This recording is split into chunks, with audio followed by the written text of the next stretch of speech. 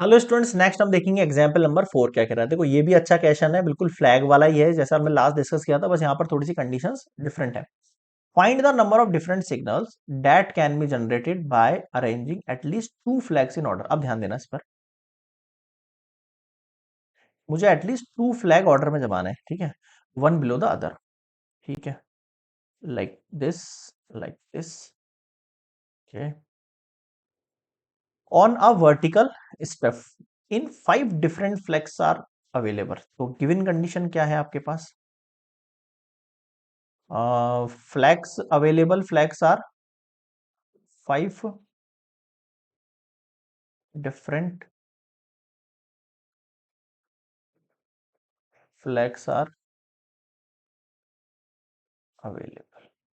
ठीक है सर, आ गई समझ में बात,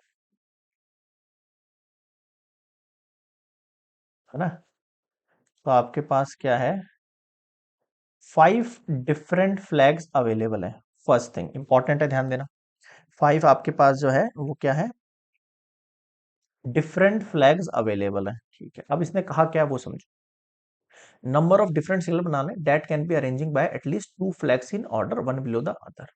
मैं सबसे पहले बोल रहा हूं आपसे कि जो नंबर ऑफ सिग्नल होंगे, मतलब केस बना रहा हूं मैं ना, फर्स्ट केस देखना मैं क्या बना रहा हूं, केस वन में मैं बोल रहा हूं ऐसा, at least at least to flag arrange करने हैं मुझे। एटलीस्ट टू फ्लैग का मतलब है या तो मैं टू फ्लैग अरेंज करूं या टू से ऊपर कितने भी फ्लैग अरेंज कर सकता हूं भाई, या तो मैं टू फ्लैग अरेंज करूं या फिर मैं ऊपर कितने भी फ्लैग अरेंज कर देता हूं। फर्स्ट केस में मैं बोल रहा हूं मैं eight to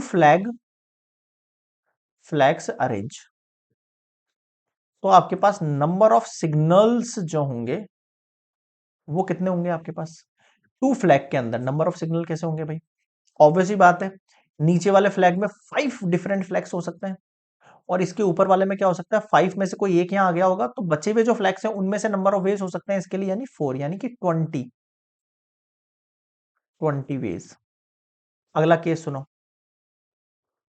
eight three flags arrange, अगर मैं थ्री फ्लैग्स अरेंज करता हूं तो आपके पास नंबर ऑफ सिग्नल्स जो होंगे वो क्या हो जाएंगे भाई, पहले फ्लैग में 5 आ गए मान लेते हैं, दूसरे में 5 में से एक कोई एक आया होगा और सेकंड वाला जो स्टेज होगी वहां पे 5 में से एक चला गया, तो ओनली 4 चूज करने के ऑप्शन है। इसके जस्ट ऊपर वाले के अंदर हमारे पास 4 में से कोई एक आ गया, तो उसके जस्ट ऊपर वाले में 3 चूज करने के ऑप्शन है मेरे पास, तो 5 4 जा 20, 23 जा 60 वेज है मेरे पास। थर्ड केस देखो, एट 4 फ्लैग्स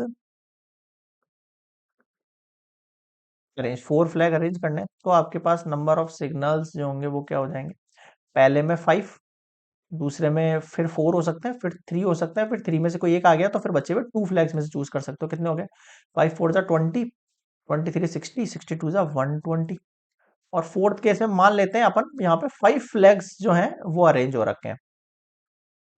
अब नंबर ऑफ सिग्नल्स क्या होंगे आपके पास, 5 इंटू 4 इंटू 3 इंटू 2 इंटू 1, अभी भी 120 ही आएगा।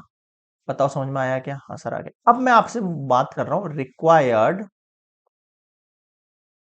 टोटल नंबर ऑफ सिग्नल्स की। टोटल नंबर ऑफ सिग्नल मतलब इन सबका ऐड कर दो, 20 प्लस 60 प्लस, सही है ना, हाँ, 120 प्लस 120, 67, कितना हो गया, 80, 200, 320 आपके पास नंबर ऑफ सिग्नल्स होंगे for these at least to flags arrange. Clear हुआ यहाँ पर?